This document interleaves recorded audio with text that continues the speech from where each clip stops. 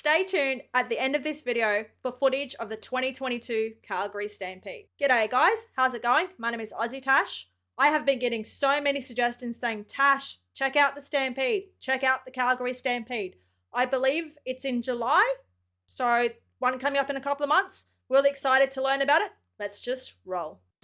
The Calgary Stampede is one of the biggest parties in the country, and its wild reputation was earned right from the start. Look at that wild footage, man. That's crazy. Pay bonuses to whoever could do the wildest stunt for the best publicity stunt. So it was far more chaotic. The wildest stunt, they'll pay you to almost kill yourself potentially. The weird and wild days of the Stampede. All right, I'm excited. Oh, there's a parade. That looks really cool. Every July, millions of people take in the Calgary Stampede. From the Midway to the world-class rodeo, it all started with one man who attended an exhibition more than 100 years ago. 100 years? My gosh. Guy Wiedek was the founder of the Calgary Stampede. He was an American showman. He was a trick roper who traveled North America and through Europe with the Wild West shows. North America in many and ways, Europe. I'd say Guy Wiedek is really the founder of Calgary's spirit and who we are today. He's a handsome He arrived young man. here in 1908. And he was really inspired by the city. He saw that it was a city in transition. There was still some of the Old West flair from the early days of the cowboys, but there was also this modern transition. People were dressing more modernly. They were listening to modern music. I just love all the old footage. It's fantastic. So cool. The old photos, love them. It was really a time when Calgary could become kind of a service industry for the agriculture, or it could think bigger. And because Guy arrived at that time, Calgary thought bigger and has thought bigger ever since. He was able to convince 4 of the big ranchers of the day to stake him should the thing lose money, and they certainly got behind him. I mean, this was pretty wild territory out in those days. I mean, people, just by coming out here, were taking a risk. So to put on something like the Stampede really wasn't that much of a stretch, I don't think, or they were all game to do it. Very Canadian, all pitching in to help each other. Love it. $20,000 in prize he money? brought together Mexican vaqueros who were wonderful ropers, but he wanted it to be a Western story, so he got permission to bring in the First Nations people from the local reserves, which That's is amazing. so They came cool. in full costume. Very proud to be there, and the parade was, I don't know how many miles long, and people came. They didn't know what a stampede was because it was coined for Calgary, so they didn't even know what they were coming for, but he created such excitement and such enthusiasm that people came and said, you had to be there. When I say he's a contemporary guy, he really is kind of that entrepreneur and media guy who's very savvy on how to get the stories out. He was in New York one time and he saw that there was going to be a big, a ship was landing. There's some famous people on it. So he wandered down there and he had his big 10-gallon hat on and his rope and he just started roping people in. Nobody even knew who he was. And they said, well, who are you? And That's they said, cool. Oh, I'm Guy Wiedek from the Calgary Stampede. Nobody had even heard. This is New York. They hadn't heard of it. But he saw that media opportunity and never missed one of them. Wow, that's The really 1912 cool. Stampede was a blockbuster event. It was certainly exciting, but it was also a major learning process. So, for example, there was actually no infield blocking the event. So if you go today, it's this sort of defined arena, and they didn't have that in 1912. So it took the cowboys to the other side of the grandstand to rope their calf, for example. So people in the stands couldn't actually see what was happening. So they learned their lesson, and after that, they created infields. The other thing that was unique in the early years is that you had to ride your bucking horses to a standstill. So when Tom Three Persons won the bucking horse competition, it took him 10 minutes roughly to bring Cyclone to a standstill. So it was not sort of the action-packed adventure that we think of today. 10 minutes, roughly per rider. Okay, let's pause it for a second. This guy, how cool was he going to America and roping celebrities? They had no idea who he was. I absolutely loved it. He was doing everything he could to bring the attention to say, come to Calgary and see our Stampede. How cool was it? The 4 branches putting in their money together. That's so Canadian, all working together to make something big. I absolutely love it. The footage, how cool is the old footage? $20,000 in prize money. Back in 1912, that's a lot of money, man. Oh my gosh. And the old cart rides, how fast were they going? That looks absolutely insane. Oh my gosh, I was scared just looking at it. This is a really fun video, guys. Let's just get back into it. An airship? The Strobel Airship was effectively a very famous blimp of the day. It traveled around North America to different exhibitions showing off flight. And so in 1908, it came to Calgary as part of the Dominion exhibition. The Dominion exhibition traveled from city to city in Canada. They had a midway, they had a parade, they had a lot of entertainment. And one of the key entertainment pieces was Strobel's Airship. And so it would do flights, I think 3 times a day, and sort of wow the crowds. That's really cool, man. And so Strobel's Airship comes, and it's wowing the crowd until on American Day, as it was called. So it was on July 4th. And Strobel Airship went up, a gust of wind hit it, and it actually crashed against the Stampede Grandstand. Oh my lit on gosh. fire, and that was the end of Strobel's Airship. So it died in Canada. Okay.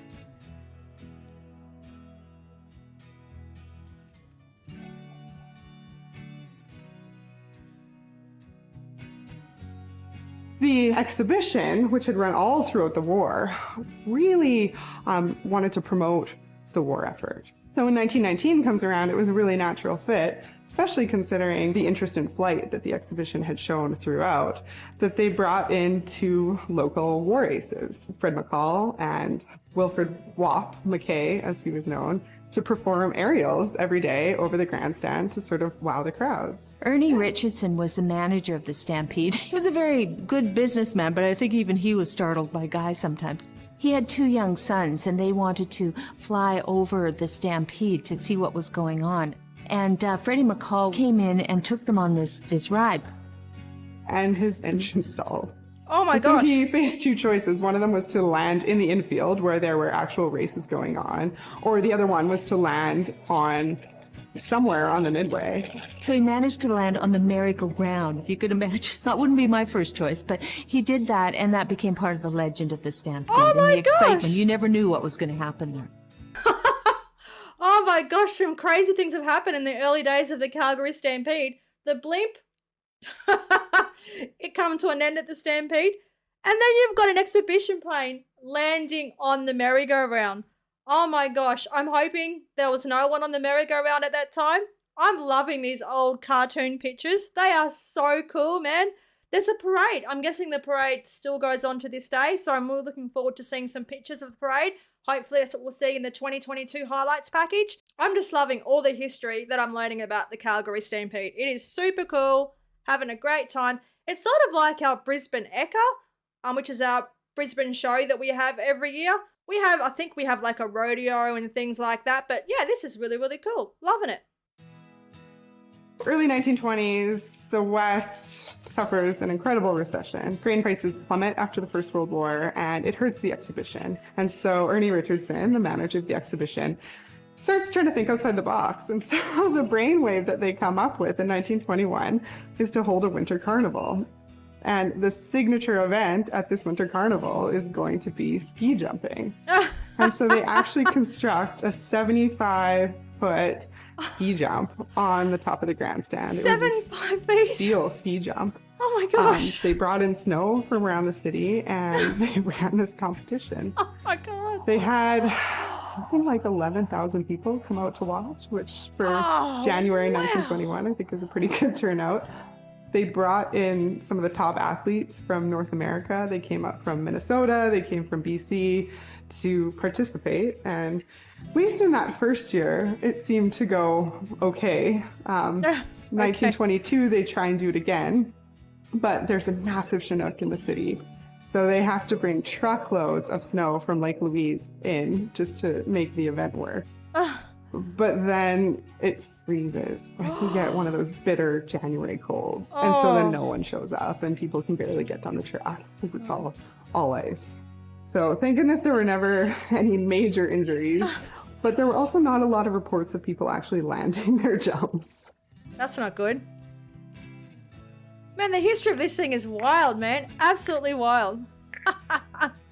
In 1923, when they decided to combine the exhibition and the Stampede, Guy Weedy thought, we can't just do that, we have to do something else. So he invented chuck wagon racing. And so he went out and he That's what talked we seen at the to start. the local That looks ranchers, got crazy, them man. on board. They figured out how they were going to do it, and they put on this new event.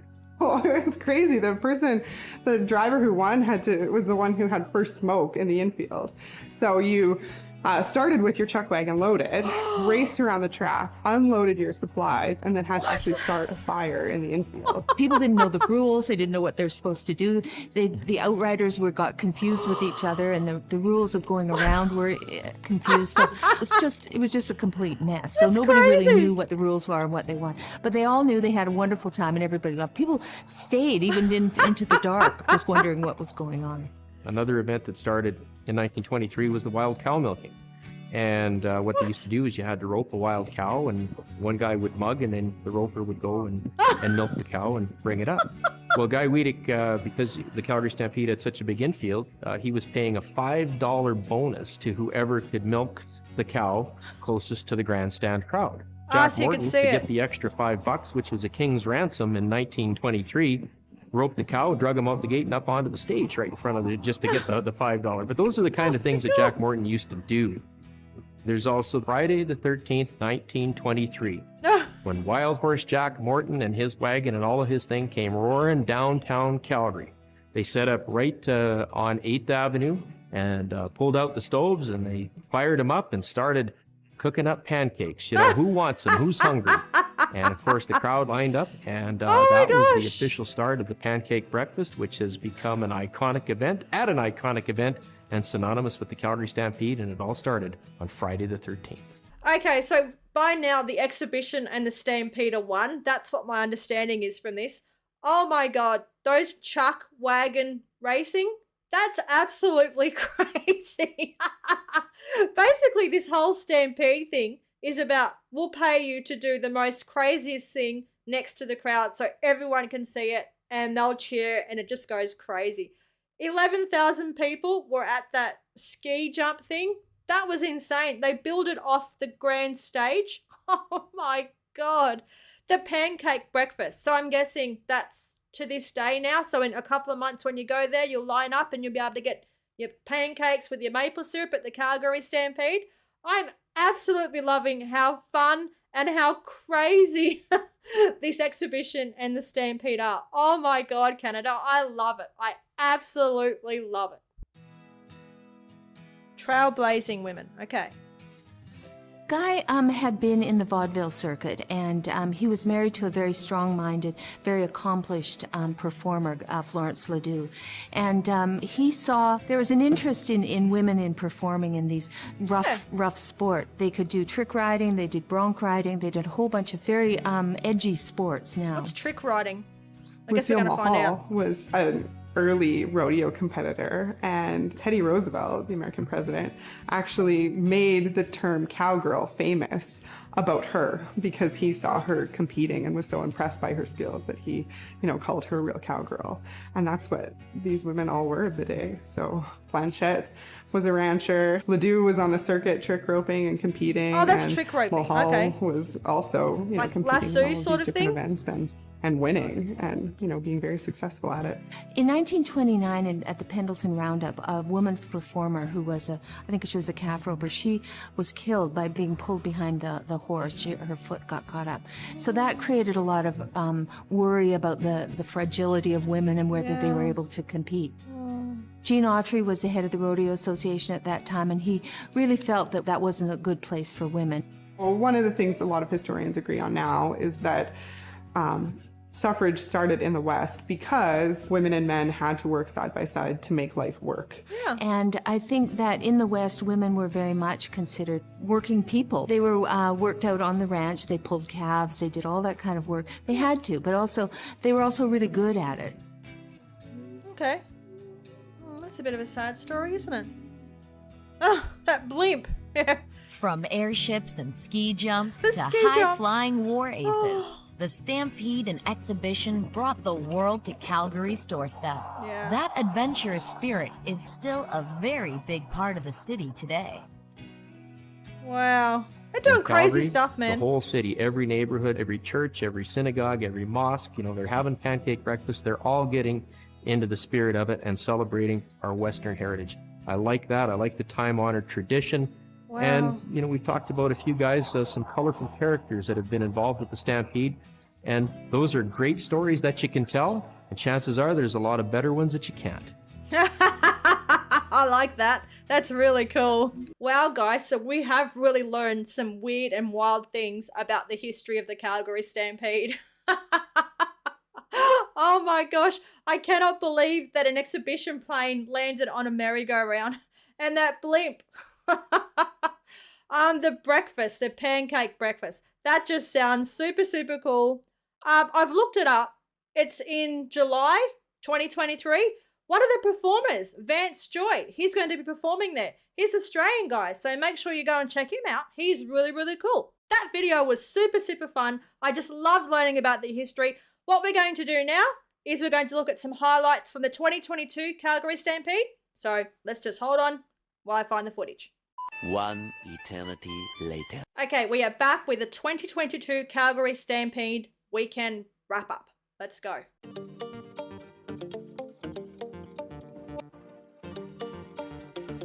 The parade looks so cool, man. I love it.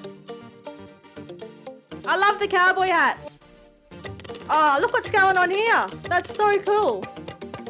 Cheers, mate.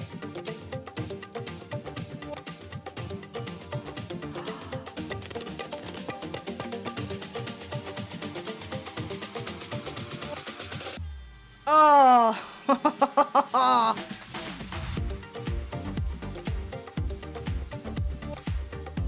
Oh my gosh. Ferris wheels. I like Ferris wheels. What was that dog doing?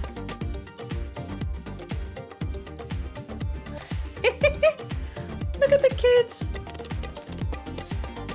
Oh wow, look at the light show and stuff. And there's concerts.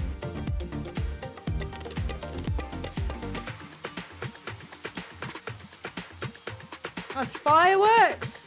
This is so cool, man. Okay, guys, that was the video for today. The Calgary Stampede, the weird and wild facts and the history of the Stampede. I absolutely loved learning about it. 2023, get your tickets. Head on to the Calgary Stampede. Guys, if you've been there in the past, please jump on, share your stories. I'd love to hear them. That was the video for today. Guys, I enjoyed it. If you did, please jump on, smash the like button, leave a comment, and of course, remember to subscribe. That really helps me out. Cheers from down under. Take care. Bye.